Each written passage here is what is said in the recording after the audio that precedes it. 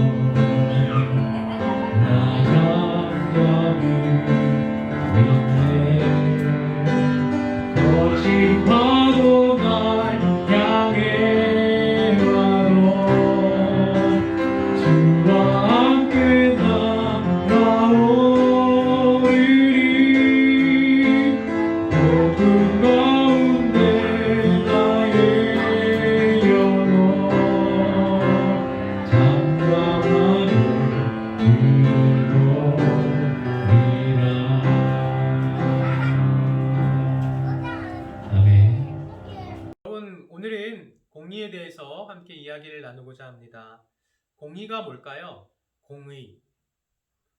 하나님께서 우리에게 요구하시는 것 중에 하나가 공의인데, 공의라는 것을 쉽게 설명을 하면은 편견 없이 무언가를 바라보는 것, 그것이 바로 공의라고 어떻게 보면 쉽게 얘기해서 그렇게 설명할 수 있을 것 같습니다.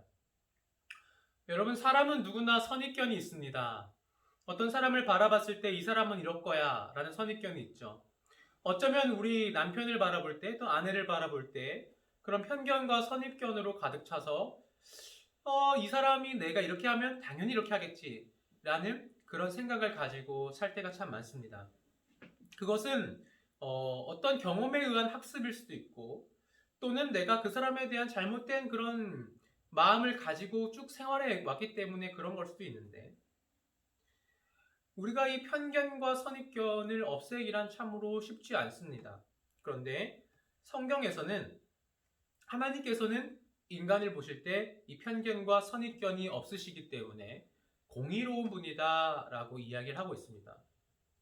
여기서 이 공의라는 것은 내가 이전까지 행했던 악한 일들 때문에 하나님이 이번에도 나를 악한 사람으로 본다라는 것도 아니고, 내가 이전까지 착한 일을 했는데 악한 일을 했을 때 이전에 착한 일을 했으니까 내가 나쁜 일을 했을 때에도 나를 착한 사람으로 본다라는 것도 아닙니다. 공의라는 것은 그것이 일어났을 때, 어떤 행동이 일어났을 때, 어떤 결과가 일어났을 때 그것 자체로만 나를 판단한다 라는 것입니다. 여러분, 우리가 부부 생활을 하면서 또는 여러 가지 상황 속에서 어떤 일들을 우리가 만났을 때 그 일 자체만 가지고 판단하기가 쉽지가 않습니다. 뭐가 들어가요? 편견이 들어갑니다. 야, 너는 지금까지 이렇게 해왔잖아. 그러니까 이것도 너 잘못이야. 야, 내가 잘못했지. 그래. 근데 잘못을 했는데 이게 내가 그렇게 할 수밖에 없는 이유가 너한테 있잖아. 라고 말을 할 때가 참 많죠. 인정하기가 쉽지 않습니다. 근데 하나님께서 우리를 바라보실 때 그렇지 않다라는 것입니다. 하나님께서는 우리를 그 행동 자체, 그리고 내 마음의 중심을 보시고 판단한다라는 것입니다. 또 하나 더, 인간은 나약해서 사람을 바라볼 때 선입견을 가지고 볼 수밖에 없습니다. 누군가를 모르는 사람을 볼 때에도 사람의 겉으로 드러난 모습으로 다른 사람을 판단합니다. 이걸 성경은 뭐라 그러냐? 외모로 사람을 판단한다 라고 이야기를 합니다. 신명기 1장 17절 말씀입니다.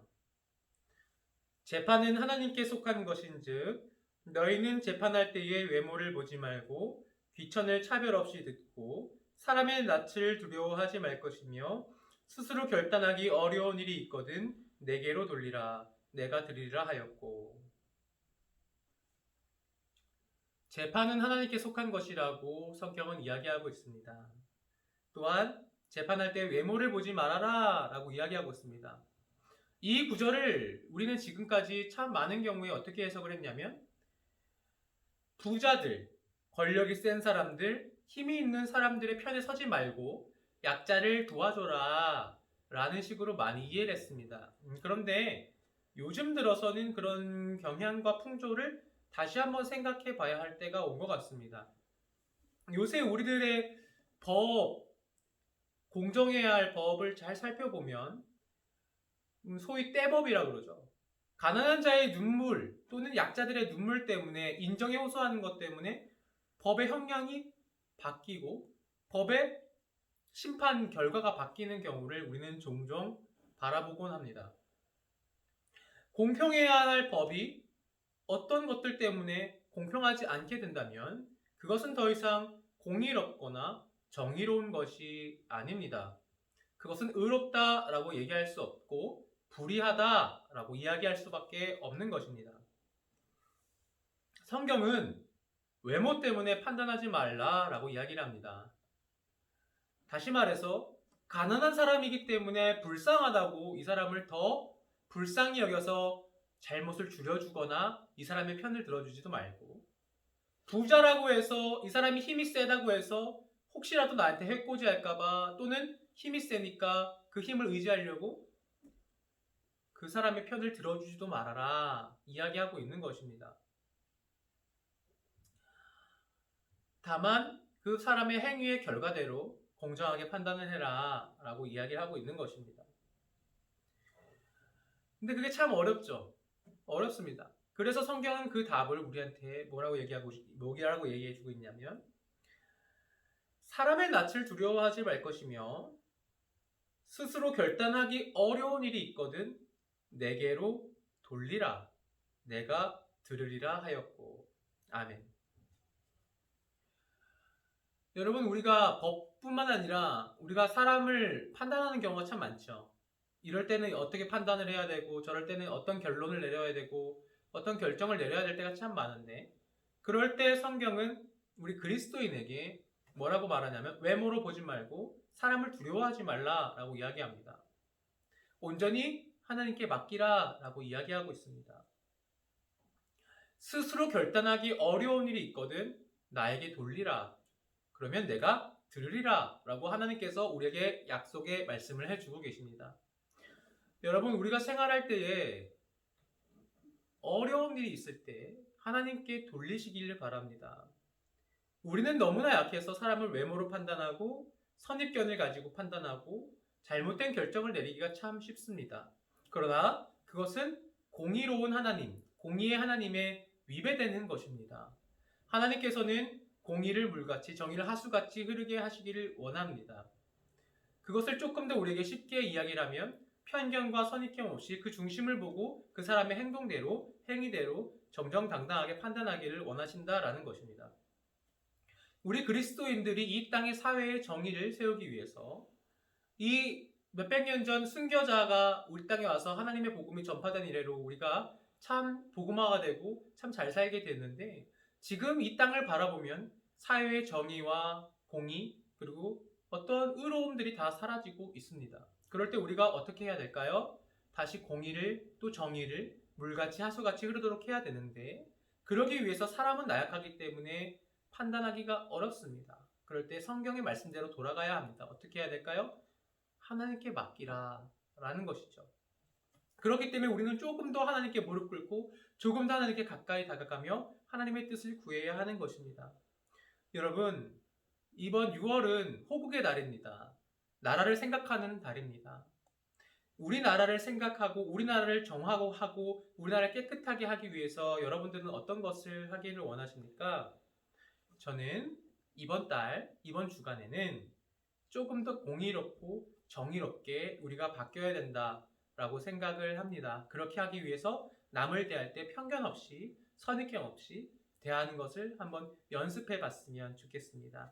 작게는 부부 관계에서, 또 우리 가족 아이들의 관계, 손자 손녀의 관계에서 공의롭고 정의롭고 편견 없이 대하는 것, 그렇게 됐을 때 관계가 어떻게 회복되는지 한번 보시고, 그리고 내가 이런 것들은 좀 어렵다, 남과의 관계가 이렇게 내가 판단하기 어려운 것들은 성경 말씀 의지해서 하나님 앞에 들고 나가서 하나님 어떻게 해야 될지 답을 알려주십시오 하면 하나님께서 반드시 들으시고 나에게 답을 주신다고 약속하셨으니까 이번 주간에는 그것 한번 연습해 보셔서, 하나님의 공의, 하나님의 정의, 편견 없는 거, 의로운 게 이런 거구나 라고 작게 체험해서 그 작게 체험하는 것들이 많아져서 이 땅과 이 사회를 다시금 정의롭고 공의롭게 만드는 데 이바지하는 우리 동일교회 부성 7부 되기를 간절히 소망합니다.